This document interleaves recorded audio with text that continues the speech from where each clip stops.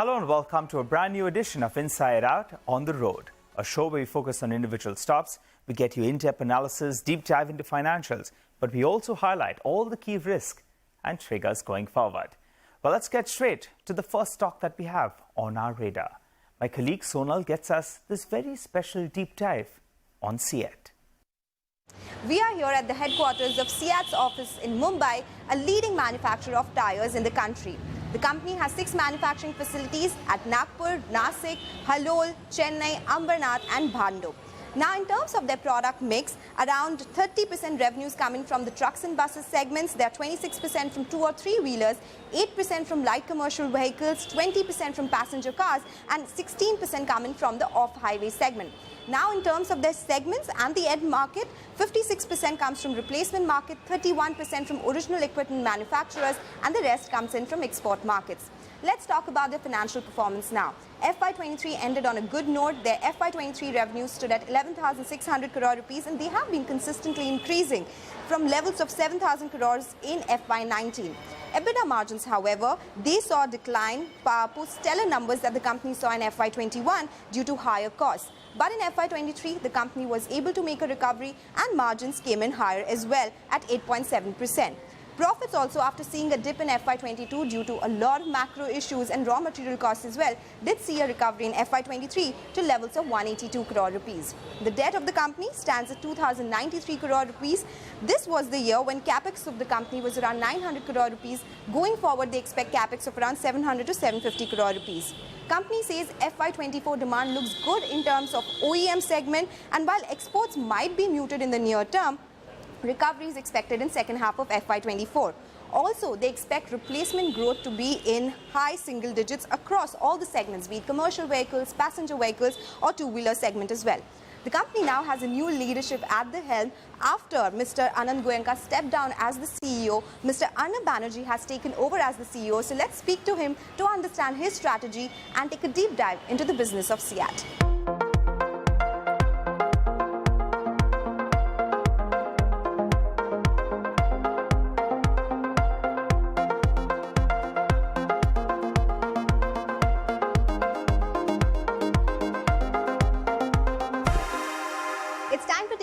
Dive into CEAT's business, and we have with us the CEO and MD of the company, Mr. Arnab Banerjee. Mr. Banerjee, thank you so much for joining us here on Inside Out on CNBC-TV18. On the show, we try to take a deep dive and understand the company's business. So before I get into the financials, the outlook, the strategy, from a tires manufacturer's perspective, can you tell us what is the most important thing in the value chain? What do you have to manage the best? Is it the supply side, the raw material pricing? Is it the distribution, or focusing on high margin product for you and generally the industry as well? Right. For us, I can say that we get clubbed as one of the manufacturing companies, as you just said. But I would like to believe that we are a B2C company, really. And it's all about our customers. Our focus also has been in the recent times in the passenger segments, right? So it starts with the customer interface, understanding their needs. What do we have to improve and what new we have to bring in? It starts from there, and all our margins and capex, etc., will follow from there, right? If you don't succeed there, then nothing happens. Now, coming back to the brass tacks of the manufacturing part, which is what you started off with. So it's a it's a capex intensive industry. So and the asset turnover ratio is moderate. So for every 1,000 crore, we get about 1,200-1,300 crores of turnover. So we are at 11,000 crore company. So to grow by 10%, every year we have to invest about 1,000 crores. Not now, because we have a lot of headroom in terms of capex, which has just ended the capex cycle. So we can easily grow, let's say, up to 14,000 crore in 2-3 years.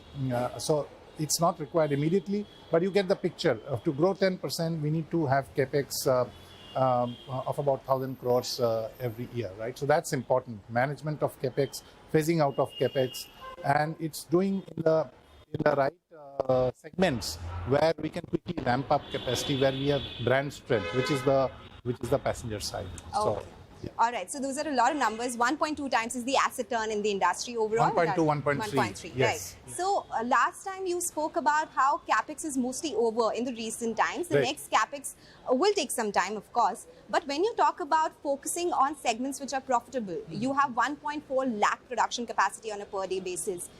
With the capex that's coming in, how much will it increase to, and how is it split between different segments? Yeah, so as you said, the capex cycle has ended. This year we will have hardly about around 700 crores of capex, out of which 500 crores is the tail end of previous capex. So we had a lot of bunching in the past of 3,000 crores. So right now, whether it's two-wheelers or passenger cars or truck bus radials, we have a lot of headroom in terms of operating leverage. We can grow, as I said, to 14,000 crores for next 2 years or so. So no huge capex is required as of now or in the next financial year, not a huge number.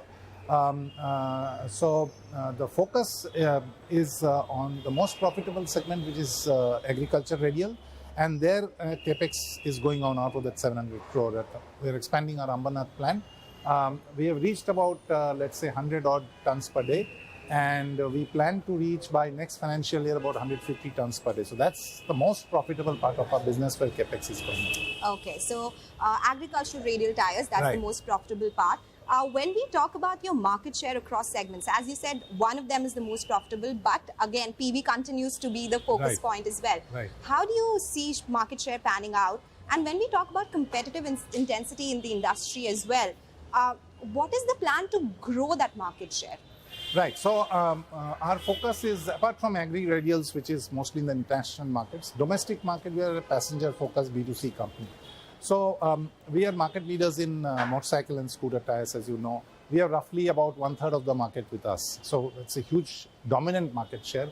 And we intend to grow it gradually to about 37-38% and closer to 40% over the years. So how will that come is because CEAT is a preferred brand amongst consumers, and we have a unique distribution structure which is akin to the FMCG distribution style, and that's a unique DNA of the CEAT two-wheeler business, right?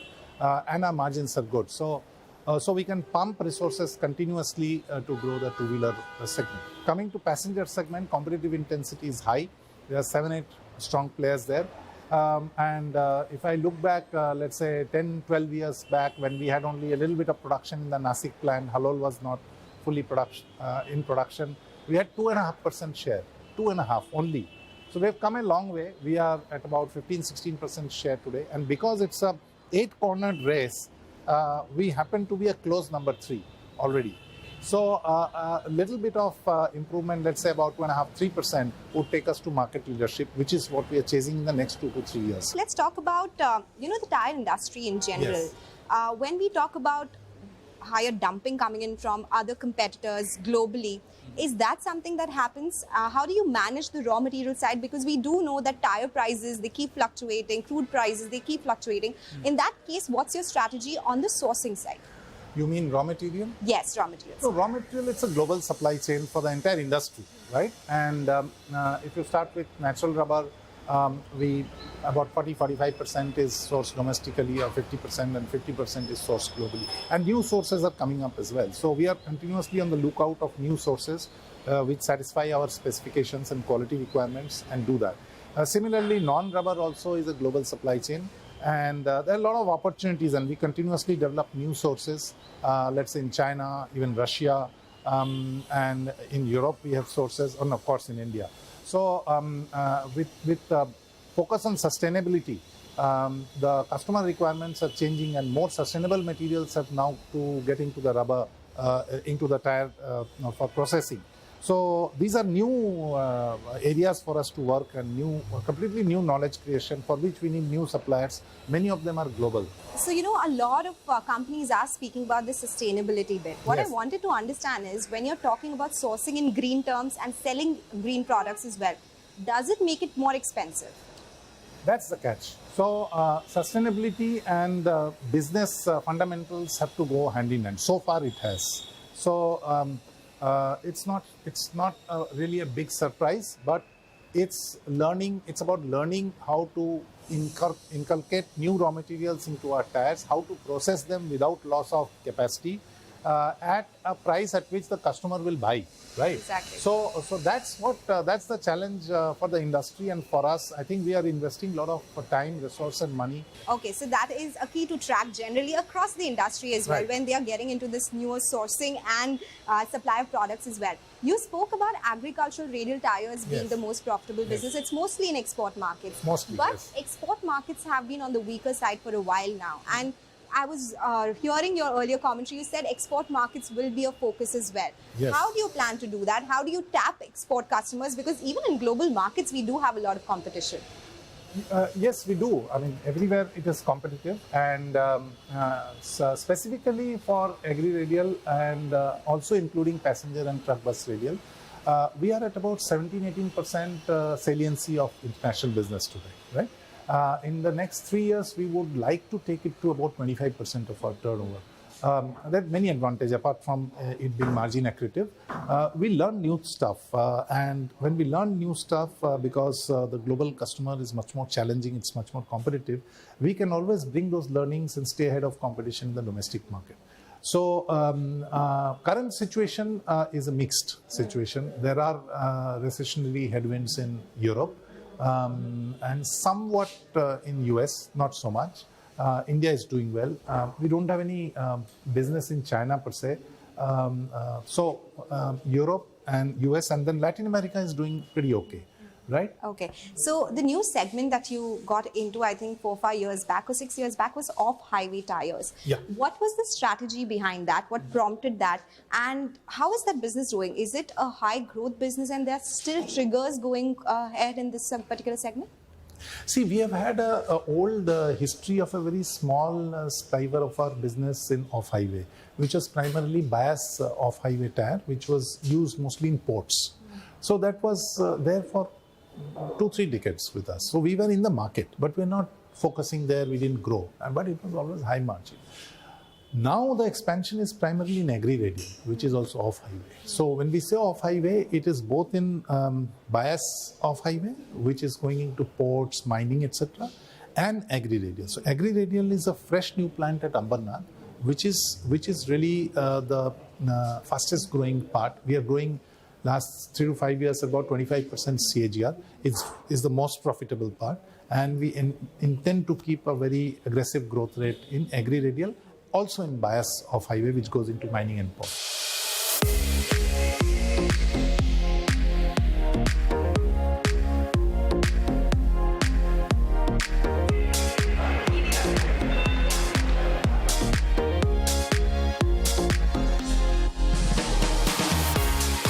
Okay, so the next big segment that is gaining a lot of popularity is the EV segment. Are tires yes. needed in the EV segment different? Are they higher margin? How does it work for that particular market from your perspective?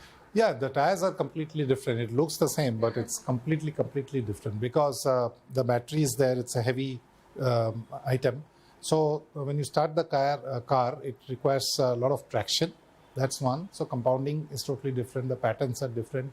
Then in an EV, there are no moving parts. So the entire noise will come from the tire. So you need to have an absolutely noiseless sort of tire.